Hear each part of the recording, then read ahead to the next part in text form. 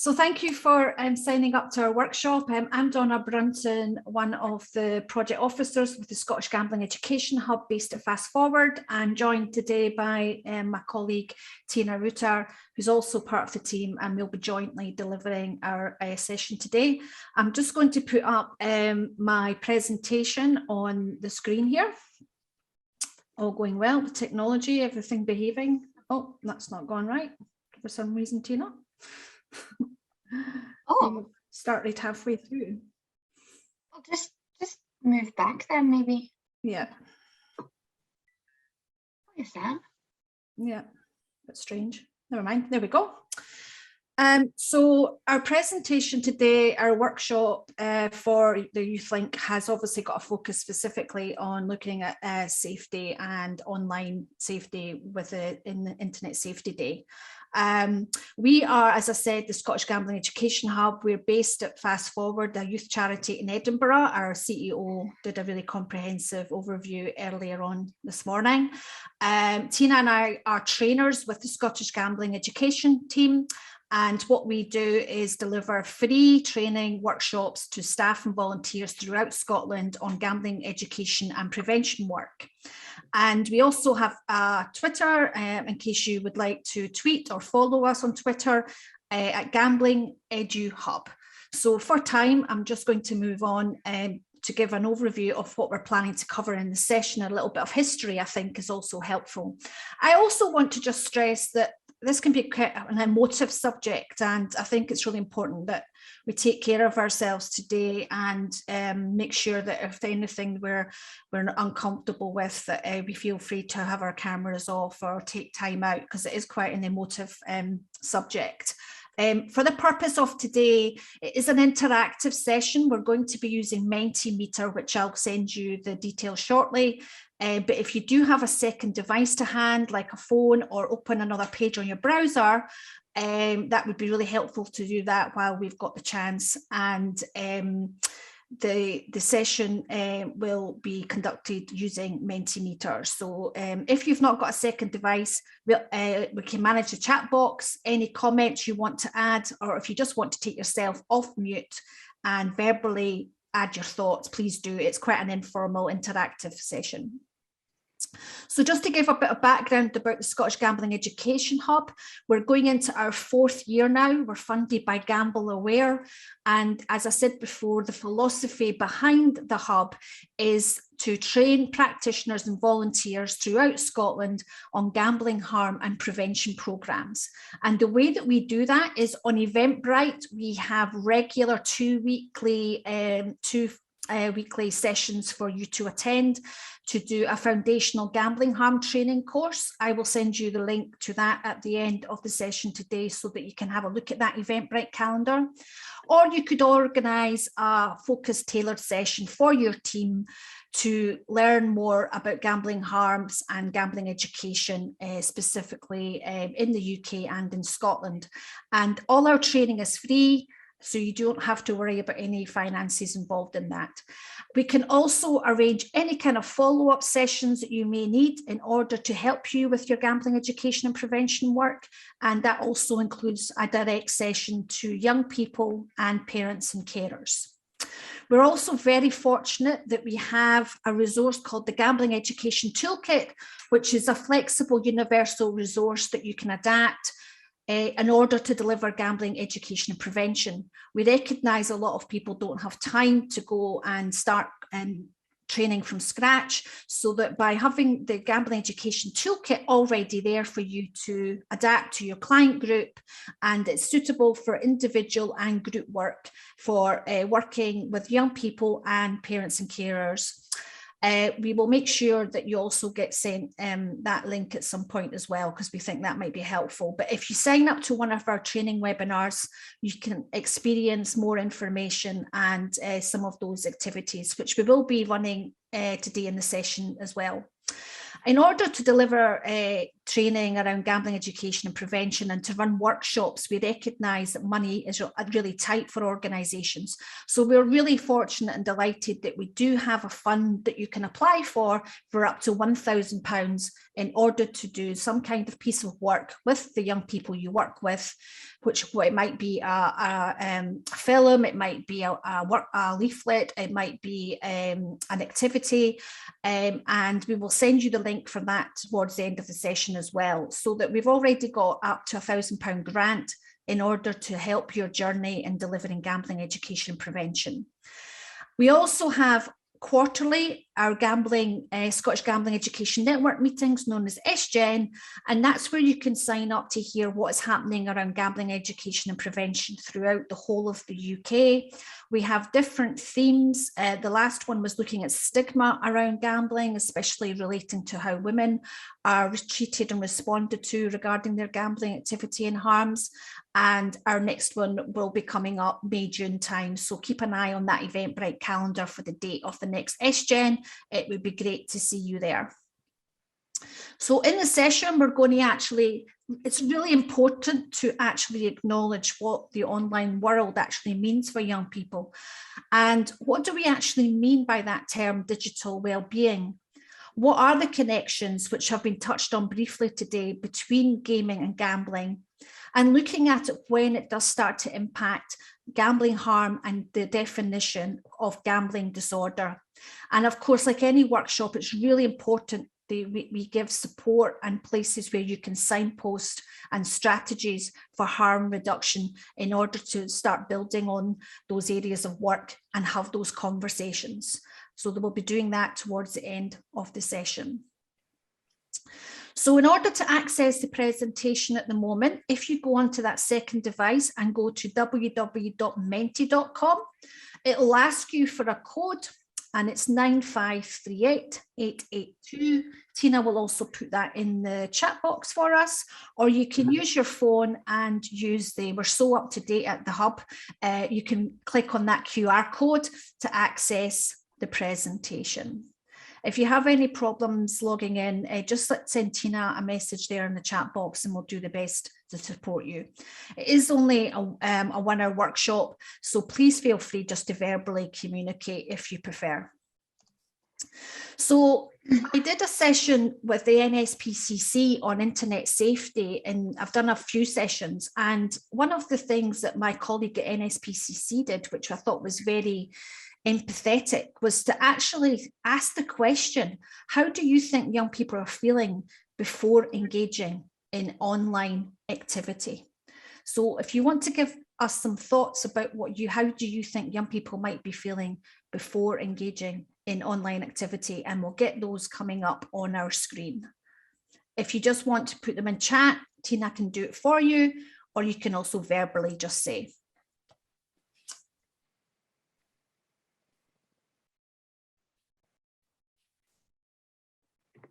Bored, absolutely. So perhaps thinking about going online to pass the time, to give them something to do. Anxious, interesting. Maybe they've had a negative experience. Maybe they've been engaging with someone online that's making them feel uncomfortable. And so they're getting those trigger points and those attachments when they go thinking about going back on that screen. Perhaps they're experiencing cyberbullying. Perhaps there's been comments made on Facebook about their appearance, or they're not getting likes that they would like about something they've added. Open to learning, absolutely. Perhaps looking at ways they can, especially with education, looking at ways to develop their skills and their knowledge. Looking forward to playing, absolutely. We know that gaming has been a huge crutch for a lot of young people during lockdown to help with their mental health, that social connection with their friendship groups, that way to progress in their Minecraft game or whatever it might be that they're already playing. And we had a presenter there talking earlier on about all the benefits of using games and that social interaction. And of course, there could be also the negative side of that, where perhaps there's negative relationships being developed through using games, and how that person might be really apprehensive. I had some additional things like being a bit apprehensive, perhaps because of maybe of previous experiences, maybe feeling a bit pressured. Maybe they don't actually want to go online, but they've got a fear of missing out because it's something to talk about with their friends. It's like the new trainers in the playground. Perhaps there's a little bit of anticipation. Is it going to be a good or bad experience? So thinking about those emotions around online activity, both physically and mentally, are really important when we're thinking about digital well-being. And again, my colleague at NSPCC used the good old Maslow's hierarchy of need.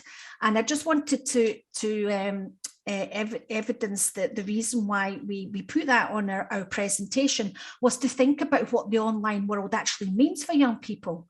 It's not just, of course, about meeting their physiological needs around food and water, but as we move up that triangle, is it a place perhaps where they feel accepted and acknowledged? Is it where they perhaps feel safe, not being judged? Is it as time out, maybe time out from stresses? Maybe there's violence in the home. Maybe there's issues around poverty and deprivation.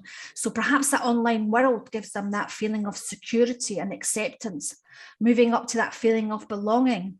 But of course, it can also be the opposite, the safety side. It could be that they're developing inappropriate relationships, or they're experiencing things that are not appropriate for their age. And looking at how it might impact on their esteem if they're getting all those likes for that new jacket they bought that they've just put on Facebook to show their friends, or the music perhaps that they've gone on to listen to that's going to make them feel better about themselves. So in Maslow's hierarchy of need, we need to have those foundations to move into that self-actualization, to actually motivate and move on and develop. And it's really interesting thinking about, we've already identified what the online world might mean to young people. So it's looking at those negatives and looking at those positives and how that can impact on all these areas of the hierarchy of needs pyramid in different aspects. When we look at the definition of well-being, it's a term used to describe the impact that technology and digital services on people's mental, physical, social, and emotional health. So we need to empower and build capacity in the users so that all those who engage are equipped to do so in a way that is supportive, improves their well-being while keeping them safe, but also knowing what those negative experiences and potentials might be. So it's about that balance between time spent online and offline, being responsible regarding thinking about, if they've got schoolwork or they've got commitments helping their family within the home, or they've maybe got a job that they go to help them have money to support the family. It's about having that lifestyle balance so it doesn't start to cause anxiety and stress. The maximization of positive and reduction of negative uses of digital tools and spaces. So thinking about how to help that person if they're engaging online with someone that is a stranger, that's, when you're taking part in gaming and gambling, you don't need to give any names or any details. When you're taking part in Minecraft, for example, do you know who you're actually talking to and building those relationships with? So we need to make them aware of how to reduce those negative experiences and educate them about the positives and how to manage their feelings, and so that they are more empowered to have that positive digital well-being experience, and leading to an overall positive impact, not just on the person, but on those around them. Because I really want to stress that this is a YouthLink conference today, but it's not just about the young person, it's about those other people living with that young person. It could be the family members' digital well-being that's impacting on the young person, and it's the person that's being the carer for the adult within the home.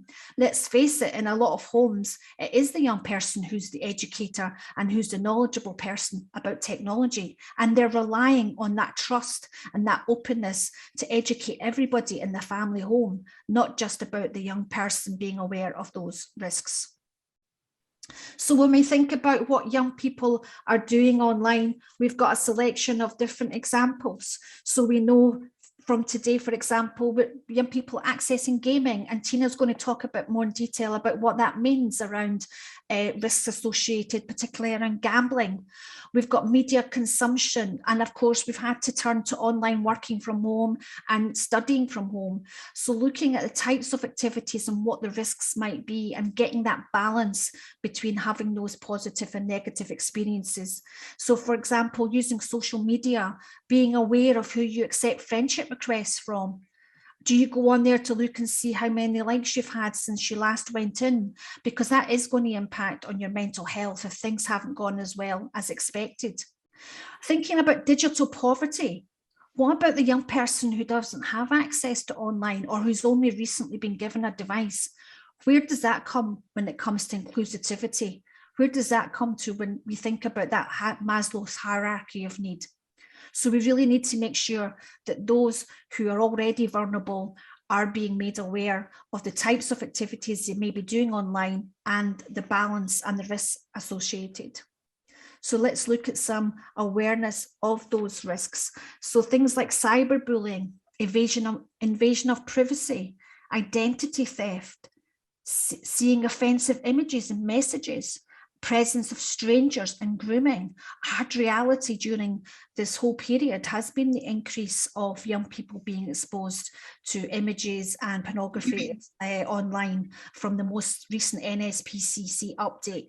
So we need to think about how do we support people to manage those risks and their family members. The balance in time. So thinking about looking at how you can have all those commitments without it starting to impact on your mental and physical health. You've lost so much time during the evening. You've not been impacting on your schoolwork, for example. You've perhaps been engaging with people that you're not so sure about, but you don't know how to say no because you struggle with being assertive, or you don't have the skills or the experience.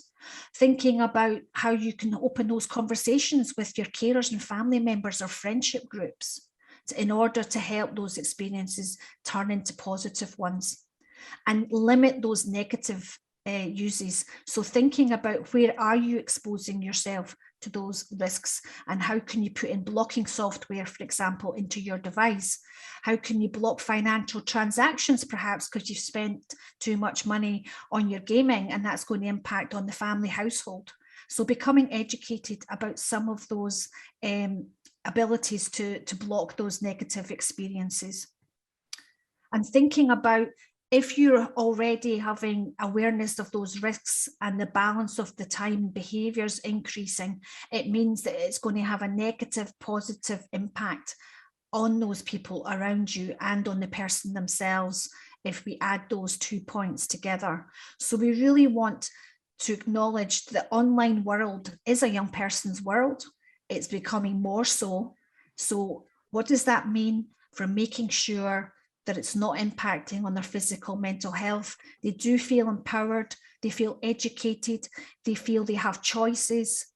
They're hopefully in a position where they can also educate other people in their family in order to make sure that it's not just them, because if their family members are having negative experiences, that will also impact on the young person. So looking at some basics for families, setting parental controls to ensure a safe experience. That isn't just about, sending them links, but physically being able to show them, because I know I wouldn't be able to do it unless my son was able to show me, because I'm a certain age. And I think it's one of the things we need to be aware of is the more use of screen time is making sure people are being updated about how to set those parental controls so that young people are not putting themselves at risk. Setting boundaries, screen use versus screen time. So thinking about other things that you could be doing outside those screen time uses, having activities, going out for a walk, having conversations with your family members, picking up a book, doing a bit of cooking, whatever it might be to help that person meet all those stages within that Maslow hierarchy of need. Be engaged and respectful to avoid confrontation. We've learned at the Hub that don't say to a young person, right, I want you to come off that game right now. Ask them, when is the best time for you to finish that game regarding the stage they're at that game? And that shows a joint respect and perhaps educates the young person that you're being understanding what's involved in the game and what it actually means to them. So again, it's about having those healthy conversations. Connect together, encourage conversation, and of course sit down and play a game to understand, or go on and watch a YouTube clip together. Open up those conversations. Build digital resilience. What and who are they engaging with? So how do they cope with those difficult comments, those impacts on their mental and physical health, the impact perhaps of someone who's trying to groom that young person? We need to acknowledge that that is out there, but what we do need to do is build on skills and knowledge and make them feel that they have that resilience to cope with those difficult experiences. And we have a resource at Parent Zone where you can actually go on and look at some of those resources. Parent Zone, for anybody who might not know, their main focus is digital parenting. So they have a wide range of different resources for youth workers and for parents and carers to understand more about the different apps and the different online experiences that young people are having, and how to have those conversations in order to help them progress into adulthood, having those healthy digital wellbeing experiences. So I'm just going to stop sharing now because it's over to Tina. Thank you, Donna. Hi, everyone. I'm just going to pick up from where Donna left off. So first of all, just wanted to reiterate that the conference today was just incredibly inspiring. And one thing that we want to reiterate as well is how incredibly valuable the online spaces are for children and young people too. And that's something we just want to emphasize and make sure that we're not, digital well-being, I guess, is just another word for what was called cyber resilience this morning. And we're not telling our children and young people that they shouldn't take part in these spaces, because we know over the last 2 years just how incredibly valuable those spaces have been. But what this is all about is for us to ensure that as people supporting our children and young people, we are aware of the risks so that we can best kind of support them through that and make sure that their experience in the digital world is as positive as possible. So with that, there's where we kind of want to start talking about gambling as well. And in today's world, gambling and gaming have become incredibly convoluted and connected. And this is just one thing that is something really important to be aware of. And we'll start at the start with a typical definition. Gambling is understood as risking money or something of material value on something with an uncertain outcome in the hope of winning additional money or a prize. So particularly when we're talking about young people, in the different spaces that we inhabit, gambling isn't always about money. It can be about anything with value. So no matter if it's a young person gambling with their favorite toy to get something even more exciting, or chocolate, or whatever it may be, or when we're looking in the online world, it's maybe not money, but virtual coins, maybe resources that they're trying to essentially gamble with in order to get more, in order to get something more exciting. Ali did highlight one of those things, loot boxes in particular, in the presentation that she was talking about this morning. It's just one example of how gambling mechanics have found their way into the video games that have become so popular among children and young people and everyone. When looking at gambling, 47% of adults and 20%, so 1 out of 5 children and young people have gambled in the past 4 weeks. These statistics don't include things like loot boxes, because officially they haven't been recognized by the government, by laws and regulations as types of gambling. When we look at gambling, we need to understand it on a bit of a continuum, where we know that there's a lower risk of harm, where someone takes part in these things occasionally, a game or two, is aware of the risks and is able to mitigate them, just as Donna had said. With an increase of harm taking place where people maybe aren't as informed or are taking part more and more without having in place ways of mitigating that risk. And gambling disorder is the very, very extreme end of that. When we reach a gambling disorder is where our brain functions have been impacted. So there are new neurological connections that have been formed that mean that the brain automatically turns to gambling whenever there's a difficult situation, whenever somebody's feeling low or needs a dopamine kick. Gambling is the automatic response. So at that stage, there's no way for the individual to really have control. And so we want everyone supporting children and young people to stop the development of a gambling disorder by being aware of the risks and being able to support our children and young people, particularly because our brain is developing up to the age of 25. So there's a huge increased risk among children and young people developing this disorder. There's a lot of different gambling related harms, and it's important to be aware, just as Donna had said, that it doesn't always just impact the individual that might be gambling, but their loved ones, their friends, their family, even the wider community can be experiencing gambling related harm. Harm to resources and I guess the source of those resources, as well as relationships that can be significantly harmed, and of course also health, so physical, psychological, mental health can all be significantly impacted. And one thing that we know about from research about gambling products is there's particular characteristics that make those gambling products addictive, and especially addictive where those characteristics overlap. So where we have high speed and high event frequency, fast-paced games that are able to be repeated more often. Repetitiveness within a game will create a higher addictiveness because that event can be repeated over and over and turned to whenever one would like. Chance-based games where there's an element of randomness, of unpredictedness that hugely increases the chance of addiction, as well as near misses, so where you feel like you're really close and then you've lost after all, thinking about the roulette wheel or the spinning wheel, anything like that. You always get that feeling of being really close before having lost after all. It gives you that extra kick. And the last thing is 24-hour availability, where we're able to access something any time of day and night. It makes it that much more addictive.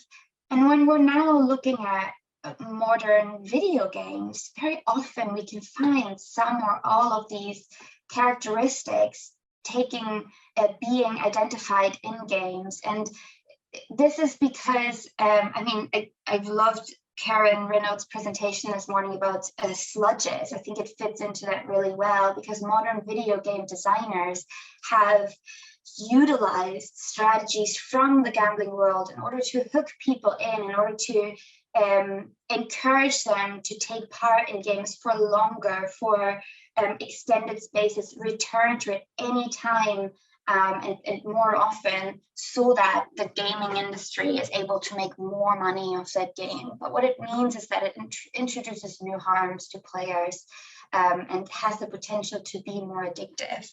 So again, just being aware of that and having those conversations with the young people that we're working with can make a huge change. Online gambling has completely changed how the gambling industry operates. That 24-hour access, that casino in our pocket, means that we no longer are able to easily identify where someone is gambling often, because they could be doing it all the time on their phone without us really realizing. It means that it's become a more isolated activity, something that only they themselves are taking part in, might not be sharing that often because of stigma associated with it or other aspects. So it's really important to recognize how online gambling has shifted, has introduced new risks as well. And then we talk again in particular about the different connections that can be identified between gaming and gambling, blurring the lines of what a gambling activity is versus what a gaming activity is. So we have a lot of different psychological similarities that you can find between the two, random and unpredictable rewards that you can find in a lot of video games that are, characteristic of a gambling activity potentially. similar visuals and sounds as well. And then we have similar risks and harms that are associated with excessive play. So the neglect of commitments, maybe responsibilities, a social disconnection that you might be experiencing, or sleep deprivation, or even the development of disorders. These are all statistically similar harms. And lastly, we also know from research that gamblers are more likely to be gamers, and gamers are more likely to be gamblers. So this is particularly true for children and young people, and due to the many different connections that the two bring, meaning that the same circle of people will be interested in both gaming and gambling. Esports has made gaming a gambling opportunity, betting on your favorite players, for example. And so there's a lot of different connections, meaning it becomes difficult to distinguish and also to make aware of those risks. So I've got an activity for you here that you can do, again, on your phones with Mentimeter. So if I hope you're still logged in. If not, the code is still in the chat box. So if you go to menti.com, you should be able to vote on which of these 5 games that I've got on the scale on the picture here, which of these do you think is actually a gambling game? And you can take your guess which one you think this might be a gambling game, and if you leave it unticked, then it means that you think that it's a video game or a game from the Google App Store. So take a wee guess, and then I'll disclose afterwards. Is that still working, or is it because?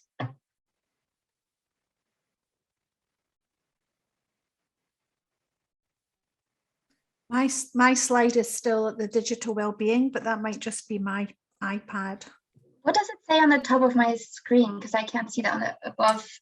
It has the same different code. It's the same code. All right. Oh, we'll just have a chat about it, Tina. Yeah, pop it. I can't get on that slide. That's really strange. Sorry about that. It usually works. Anyway, so I'm going to disclose. I hope everyone's made their guess in their minds. But the truth is that these 5 different games: Underground Apocalypse, Sweet Alchemy, Return of Kong, Legend of the Sword, Who Wants to Be a Millionaire, they're all gambling games. They're all slot games from a very popular betting website. Well done, Sarah. Sarah from Cardiff Youth Services guessed all gambling games. Get it right. Yeah, you're correct. Yeah. And I think you can tell by the picture alone that a lot of these are actually designed to look just like a video game and to take those same themes. I mean, Return of Kong is literally a King Kong game, or Legend of the Sword, Legend of Zelda. Underground Apocalypse looks exactly like a popular shooting game. Sweet Alchemy, to me, looks like it is trying to attract young girls to this game, but these are all in fact slots. And I think it is just one way of illustrating how similar those are, and how the gambling industry is trying to profit off and gain new markets by using gaming style themes in their gambling games. So again, just something to be aware of, and maybe to have some discussions with the young people that you're working with around why are they so connected? What can we do to raise awareness or to have more conversations around it?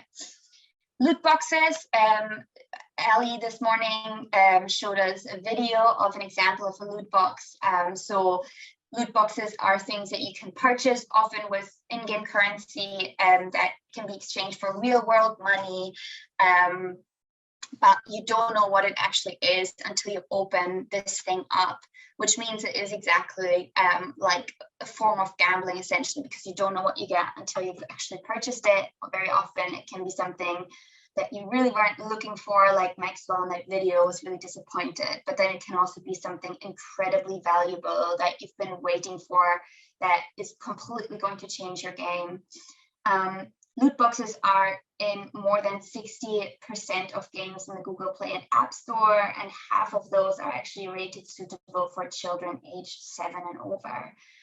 So very often, you know, microtransactions is how apps will make the most money, and loot boxes an incredibly valuable microtransaction, a way that people can play on or that an industry can play on people's wants by giving them that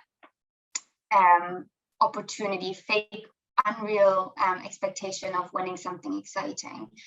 40% of young gamers in the UK have paid to open a loot box.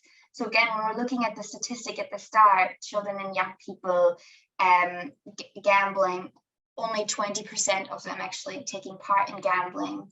Looking at this changes things up, because we know that about 90% of the young people in the UK aren't taking part in video games. And so opening a loot box, those rates are much, much, much higher.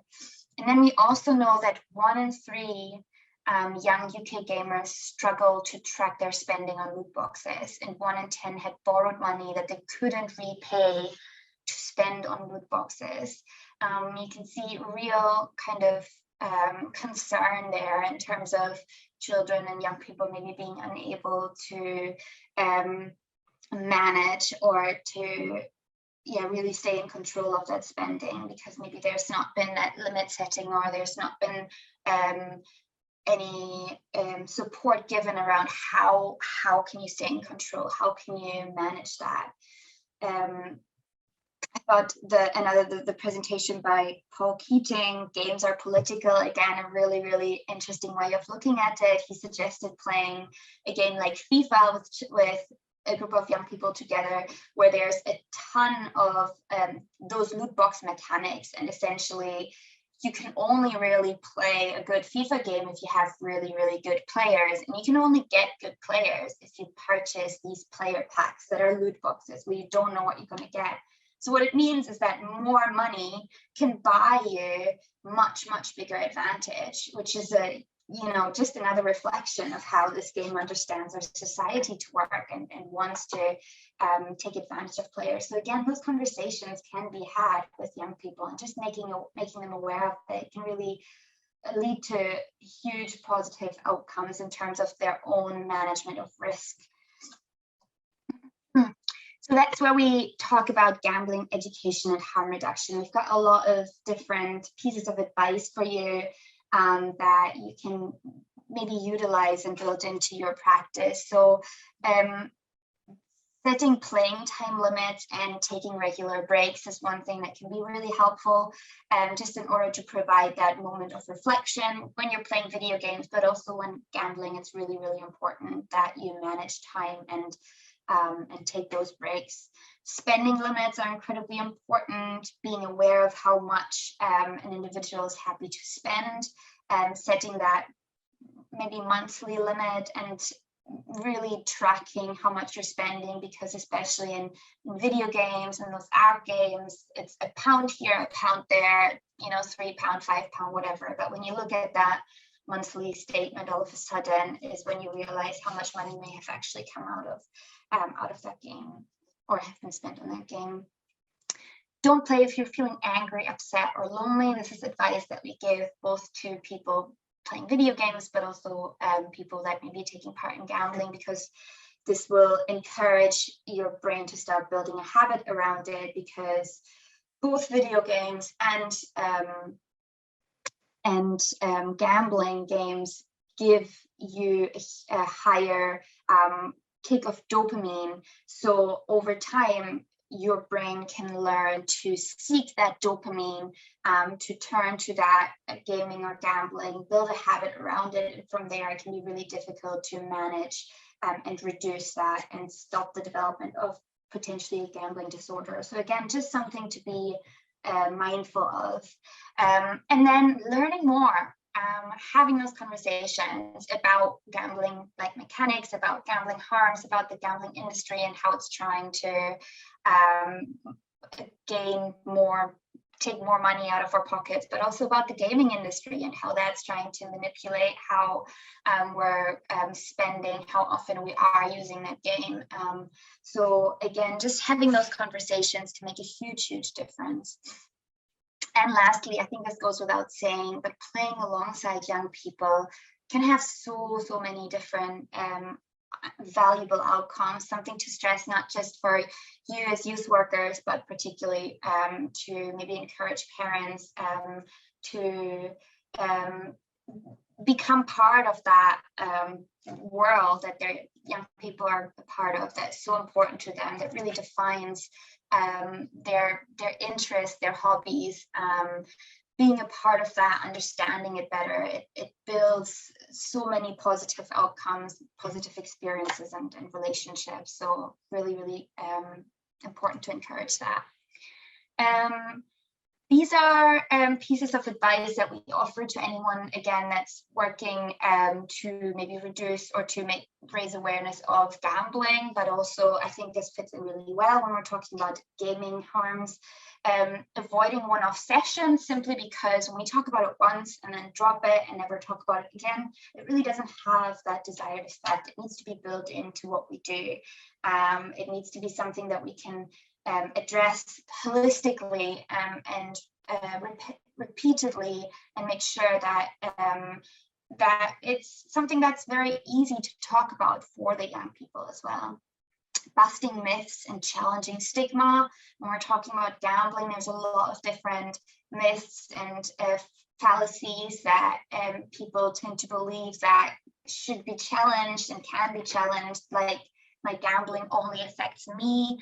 It does impact significantly loved ones, family members, friends, when people take part in gambling and are experiencing gambling harm.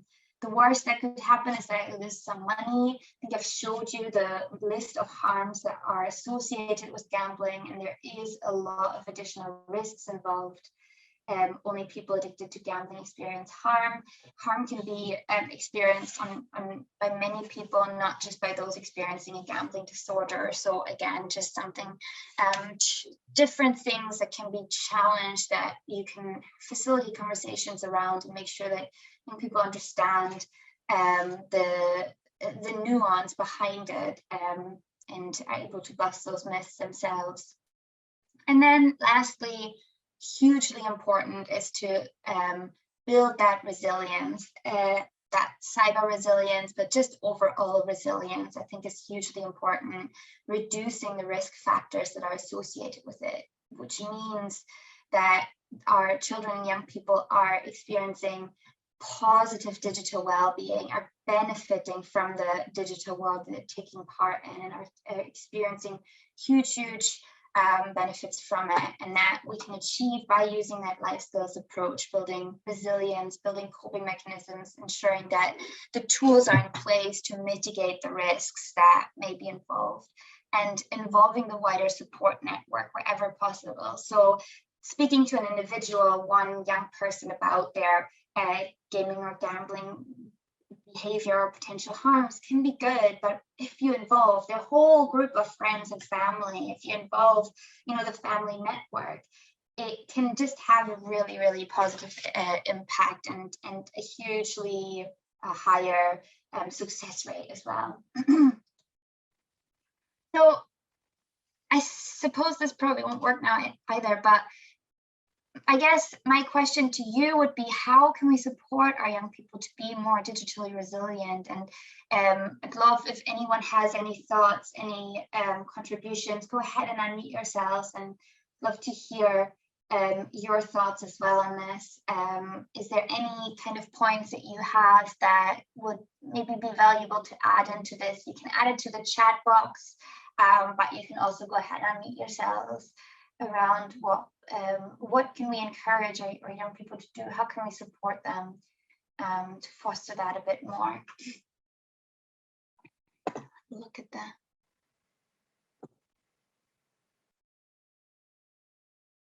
Anyone have any thoughts?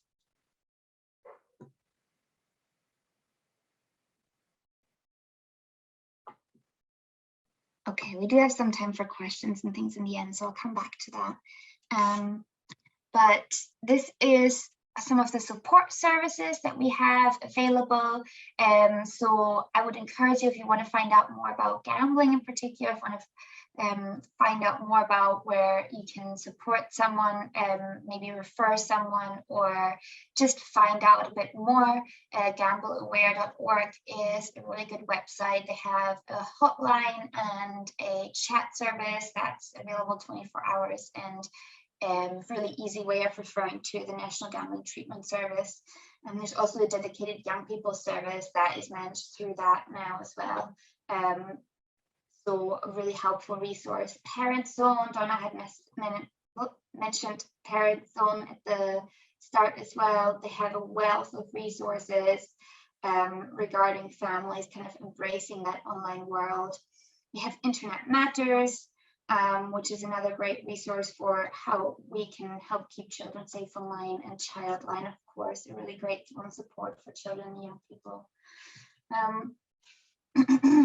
The next steps, so if you were interested in taking part in our training, it's completely free of charge. We can design a bespoke session for you, but we can also, you can just attend our Eventbrite sessions, and Donna's going to put the next 2 dates into the chat so that you can find out more if you're interested. We really encourage you learning more about gambling if you haven't already. Just again, something to be aware of, knowing how to support young people going through that is really important. Gambling Education Toolkit can be accessed through our website, a really good resource, again, just to encourage that if you need any games or activities to start talking to young people about this subject, please do access that. And then we have the Gambling Education Youth Fund. Again, Donna's put a link to the Youth Fund into the chat box. So you can access up to £1,000 to any project that engages children, young people, anyone under the age of 25 in gambling education. A really easy source of funding to encourage you to talk about gambling a bit more. And if you want, if you're interested in our Gambling Education Network, that's where we kind of stay in touch with you. We'll be able to add you to that as well. Okay. That is the Youth Fund, which I've already mentioned. And if you have any questions, any interest in our training, anything at all, please do get in touch with us. We're more than happy to help to design a bespoke session for you or your group of young people. So do just let us know. And that's all from us.